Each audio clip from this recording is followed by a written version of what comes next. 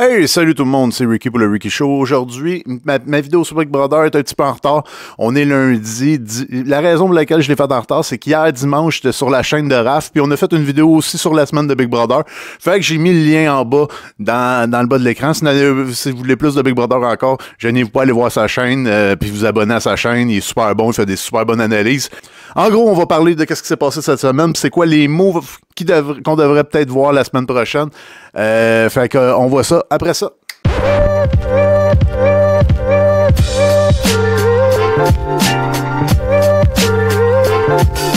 On va commencer avec le patronat d'Amy. Amy, pour pas se faire éliminer la semaine passée, parce qu'elle était, on va se rappeler, elle était contre Jean-Thomas Jobin.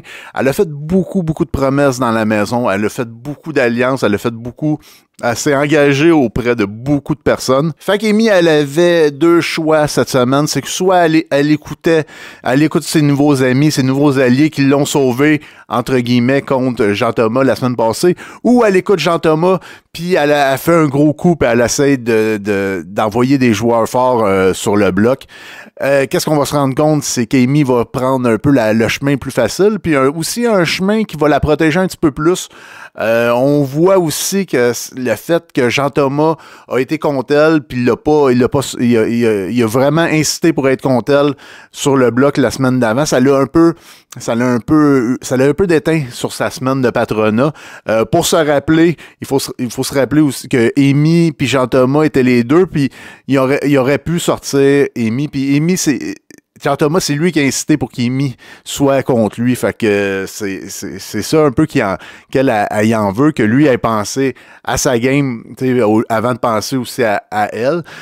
Elle qui l'avait sauvé l'autre semaine d'avant. Fait que c'était avec un peu ça qu'elle va prendre un peu plus son chemin à elle. Fait qu'au lieu de mettre les adversaires de Jean-Thomas, je pense que ça aurait été soit Sineb, soit... Je pense un François puis une Sineb, je pense que c'est ça qui aurait été sur le blog, mais elle a fait un peu la moitié. Elle a mis Frank, puis elle a mis à la place Fabiola. Frank puis Fabiola, fait que ça a été un peu son jeu. C'est un peu... puis la cible, Frank c'était un pion, puis la cible vraiment c'était Fabiola. Quand je vous ai posé la question sur ma chaîne, est-ce que Amy devrait y aller vers un choix facile ou un choix un petit peu plus compliqué, vous avez vraiment été 50-50 à penser qu'elle irait soit se faire un choix facile ou un choix un petit peu plus compliqué. Fait qu'on voit vraiment que la prod puis le montage nous ont montré vraiment que Jean-Thomas avait quasiment réussi. On s'est vite rendu compte que Amy en avait gros sur le cœur, puis que Amy avait son propre jeu à faire, puis Amy voulait se protéger aussi. Puis je pense que pour son jeu, le choix qu'elle a fait, c'était peut-être un petit peu mieux pour pouvoir te faire un petit peu plus longtemps. Une fois le bloc déterminé, on a vu l'épreuve du veto, où c'est que Fabiola, qui devait tout donner, qui devait s'en sortir, a vraiment pas été à la hauteur, pas fait une bonne... ça n'a pas été sa meilleure performance, admettons, qu'est-ce qu'on pourrait dire. Puis en plus, tout le long, elle dit qu'elle avait dans la tête de prendre son temps. Puis, tu sais, je pense que ça a été filmé, ça, par après, je sais pas, moi, il aurait fallu peut-être qu'elle aille un petit peu plus vite, qu'elle sente un petit peu plus de stress. Tout ça pour dire que Coco a fini par gagner, même avec un gâteau tout croche, comme quoi que des fois, pas obligé de respecter 100% du challenge pour pouvoir le gagner. Coco, elle aime ça, avoir le veto, parce que là, elle se dit que tout le monde va venir à elle, tout le monde va vouloir essayer de faire des packs avec elle, puis elle a un peu raison. Jean-Thomas en a profité, vu qu'il s'entend bien avec Coco, pour essayer d'élaborer un plan pour sauver Frank. Le plan, il y avait Amy dedans, il y avait Coco, il y avait beaucoup de monde dans son plan, puis c'était un plan qui avait pas trop d'allure, mais Jean-Thomas a bien vu que les trois... Qu'est-ce que ça a eu de positif, ce plan-là? Où c'est que Jean-Thomas a essayé de sauver Frank par tous les moyens, avec le veto de Coco, puis pour qu'il mette son vote, pour mettre Sineb. Mais il s'est rendu compte que l'alliance Fred-Sineb puis Frank, c'est vraiment fort. Il vient de découvrir un peu les sorcières que nous autres, on voit. Puis moi, personnellement, je pensais que c'était évident. Quand on regarde la télé, faut tout le temps se rappeler qu'eux, ils n'ont pas toute l'information que nous autres, on a quand on regarde la télé. J'ai vraiment trouvé ça un move important parce que ça va dicter un peu qu'est-ce qui va se passer par la suite. Un petit peu plus tard dans le game, où c'est que là, on va commencer à sentir Jean-Thomas qui veut former une alliance pour s'attaquer à ces trois-là, puis il va aller voir Liliane, il va aller voir Coco, il va aller voir Rémi, puis il va essayer de leur rentrer dans la tête qu'il faudrait peut-être qu'il y ait une alliance contre ces trois-là qui sont très forts et qui ont de l'air à jouer beaucoup ensemble. Mais bon, encore une fois, je vous ai posé la question sur ma chaîne YouTube, puis 79% à peu près, vous pensiez que c'était Fabiola qui allait sortir et non Frank, parce que Jean-Thomas, lui, poussait bien gros pour que ce soit Frank. Puis, jusqu'à la dernière minute, ça aurait pu changer. Ensemble, Coco, vu qu'elle avait un double vote, puis Lily un vote, avec Jean-Ton puis Amy, il aurait vraiment pu garder Fab, puis envoyer Frank chez eux. Moi, je pense que c'était peut-être même quelque chose qui était un petit peu envisageable, sachant que l'ère des champions arrive, mais vraiment, Coco puis Liliane, ils ont décidé de pas pas déterrer la hache de guerre tout de suite, d'attendre encore un peu, de voir c'est qui allait être le patron invisible, essayer aussi de se protéger face à ça. Fait que, non, j'ai trouvé que c'était bien monté, en tout cas, par la prod, par les monteurs, parce que moi, j'ai cru que peut-être qu'on aurait un petit changement, peut-être qu'on aurait un petit combat entre les deux clans, là, ça aurait été pas mal intéressant. Il y a eu la création de l'Alliance 3 dames et un cocombe. Ça, je trouve que ça fait un peu titre de film porno. Ça fait... Puis, ben, l'idée est bonne de Jean-Thomas d'évoquer la menace qui est de l'autre côté, puis de dire que Fred puis Frank puis Sineb sont forts. Puis je pense que c'est vraiment ça qu'il fallait faire. Il fallait vraiment avoir une target puis essayer. Lui, il met all-in pour essayer de sortir Sineb puis essayer de... Tu sais, on voit qu'il joue un petit peu plus avec Fred, parce que Fred a l'air à lui donner un petit peu plus, selon qu'est-ce qu'il pense, la vérité, mais je pense pas pour de vrai que Fred joue beaucoup avec lui, là, mais j'ai trouvé ça... je trouvais ça très drôle comme don. Puis je pense que cette alliance-là va quasiment mourir, parce que la vraie alliance, elle va être entre Liliane, Coco, puis Amy. Puis cette alliance-là s'appelle les petites patiences. C'est 3 joueuses qui sont très patientes pour jouer. Fait que, donc, c'est une farce, là. Ils ont un très bon jeu, puis surtout, Liliane puis Coco, ils ont vraiment des possibilités en ce moment, là. Puis même, je pense pas qu'ils vont être en danger pendant le patronat invisible. Fait que c'est très bon pour eux. Fait que je pense que c'est ça la vraie alliance, puis c'est ça que peut-être qu'il va se diriger un petit peu plus là dans les prochaines semaines. Le mauvais coup de la semaine, je pense c'est Frank. Frank qui a eu plein de coups pendant les dernières semaines. Cette fois-là, je trouve qu'en se sacrifiant comme pion, c'est vraiment un mauvais move. Je pense qu'il réalise qu'il est dans le bas de son alliance, puis il veut essayer de se rendre utile. C'est pas quelque chose qui se vend bien aussi devant un jury. Comme quoi j'ai été pion, comme quoi que j'ai laissé les autres me manipuler. Je trouve que c'est pas très honorable. Fait que j'ai pas trouvé que c'était le bon coup à faire, puis hey, c'était dangereux, là. Si il a laissé, tu sais, ses alliés, là, avaient même pas le pouvoir de le sauver, là. C'est vraiment Coco et Liliane qui l'ont sauvé. Parce que si Coco et Liliane décidaient d'aller de l'autre bord, ben, c'était François, c'était bye-bye François Lambert, puis on retourne à la maison, puis tu te reprendras dans une 3e saison. Écoute, j'ai trouvé ça très, très, très kamikaze comme coup. Puis c'était peut-être pas le meilleur coup aussi. Un autre mauvais coup cette semaine, le 2e mauvais coup de la semaine, Sineb qui insulte un peu Jean-Thomas quand Fabiola quitte la maison en disant tu vas aller leur rejoindre, tu vas pas trop triste ou quelque chose comme ça. Ah, j'ai trouvé que c'était mauvais, surtout face au jury. Je comprends à date le jury qui est juste formé de Simon est quand même positif à Sinem parce qu'il l'aime beaucoup. Là. Écoute, faut écouter les podcasts de Simon qu'il fait en ce moment pour se rendre compte que sa joueuse, c'est Sinem. Là. Elle a un vote, c'est clair, jusqu'à date dans le jury. Mais ça, ce genre de coup-là, ce genre de commentaires-là, surtout quand tout le monde est émotif, quand quelqu'un part, c'était quand même... j'ai trouvé ça un peu moyen. Tu sais, c'est drôle, là, mais c'est-tu ce genre de... Tu sais, ça donne du gaz un peu à Jean-Tom qui va pouvoir utiliser ça prochainement. C'était pas un bon coup.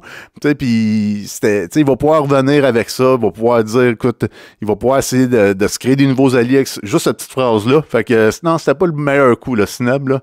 Mais quand même, sa game jusqu'à date est quand même assez bonne, même si je trouve qu'elle joue de plus en plus contre, tu sais, on dirait qu'avant, elle jouait sur tous les tableaux, mais là, on dirait vers la fin, quand c'est important d'être sur tous les tableaux, on dirait là, à se bâtir des murs. J'ai vu aussi la discussion, ben ça, c'était pas un mauvais coup nécessairement, là, mais avec Liliane contre Fred, où c'est qu'elle dit que Fred allait sûrement essayer de la puncher, puis là, qu'elle allait donner le premier coup avant, puis c'est vraiment une drôle de conversation parce que ça se peut que cet allié-là soit éliminé, puis de voir ça à télé, comme quoi que déjà elle commençait à parler contre. Peut-être elle aurait dû attendre peut-être que Fred soit sur le bloc avant de commencer ce genre de discussion-là. En tout cas, à suivre, j'ai bien hâte de voir la suite de la game. Alors, après ça, on a eu le départ de Fabiola, presque à l'unanimité, sauf Amy qui a mis son droit de veto s'il y aurait eu nul, puis Jean-Thomas qui a voté pour la garder, bien sûr. Des fois, je me dis que pour Liliane et Coco, c'était peut-être un mauvais coup. Parce que Fabiola, c'était pas la personne qui gagnait le plus de challenge. L'ère des champions, c'est que les gens vont devoir se battre pour rester dans la maison, pour pas aller sur le bloc. Arrive, c'est pas la semaine prochaine, c'est l'autre d'après, selon qu'est-ce que les concurrents disent. Fait que j'ai bien hâte de voir ça. Fait que moi, je pense qu'un François est plus dangereux dans l'ère des champions. Peut-être qu'une Fabiola aurait été un petit peu plus facile, mais là, peut-être qu'il voulait pas non plus déclarer la guerre ouverte tout de suite.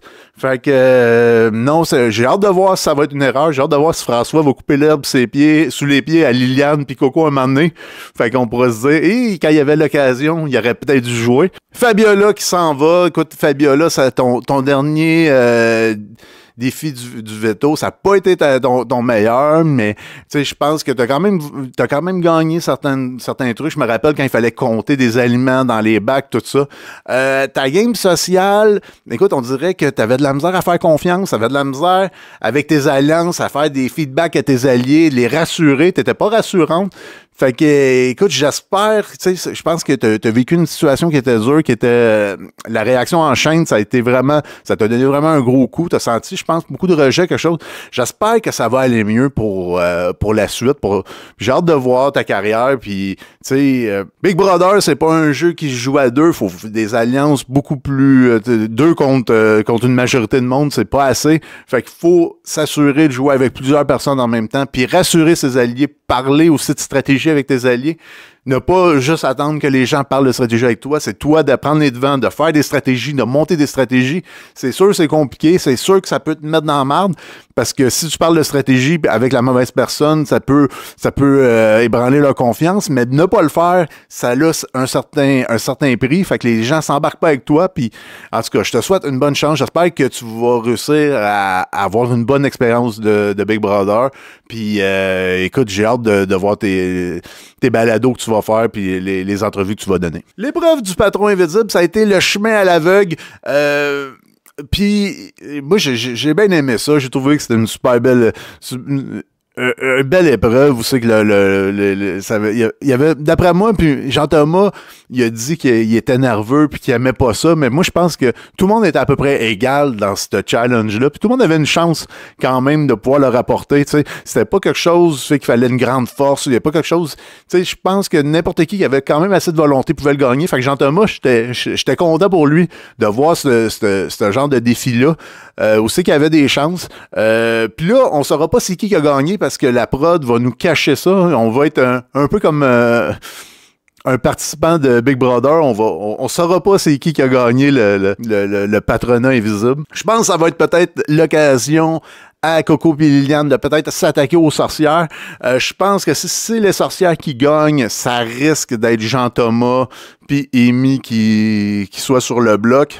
Si jamais c'est Jean-Thomas qui gagne, c'est quasiment sûr que c'est François puis Sinem qui s'en vont sur le bloc. Fait que j'ai bien hâte de savoir c'est qui va être sur le bloc. Parce que je pense pas que les joueurs vont prendre la chance, prendre le risque d'essayer de mêler les cartes. Parce que de toute façon, quand tu te fais deviner, tant que tu n'avoues pas que c'est toi qui était le patron invisible, je pense que c'est pas si dangereux que ça. Parce que si toi t'avoues puis tu finis par avouer, puis là, tout le monde sait que c'est toi le patron invisible, mais là, tu peux perdre certains avantages, mais souvent l'avantage que tu perds, c'est d'être le patron. Puis là, pendant les prochaines semaines, vu que ça va être l'ère des champions, ben il risque de pas avoir de patron parce que qu'est-ce qu'il va choisir? Ceux qui sont sur le bloc, ça va être des épreuves. Fait que j'ai bien hâte de voir comment ils vont s'en sortir, puis comment ils vont essayer de cacher leur jeu, même s'ils n'ont pas tant besoin de le cacher, là, mais si la prod a décidé de faire ça, eux, ils ont quelques jours d'avance. Fait que c'est sûr qu'eux autres, ils savent des choses qu'on sait pas. Fait que c'est sûr qu'il y a quelque chose de probablement de caché. Il y a quelque chose qui va nous surprendre dans leur jeu. Fait que j'ai vraiment hâte de voir ça. Ça va être tout pour cette semaine. J'espère que vous avez aimé la vidéo. Je vous dis aussi de vous diriger, d'aller voir la vidéo que j'ai faite avec Raph hier. Où c'est qu'on parle encore plus en détail de la semaine.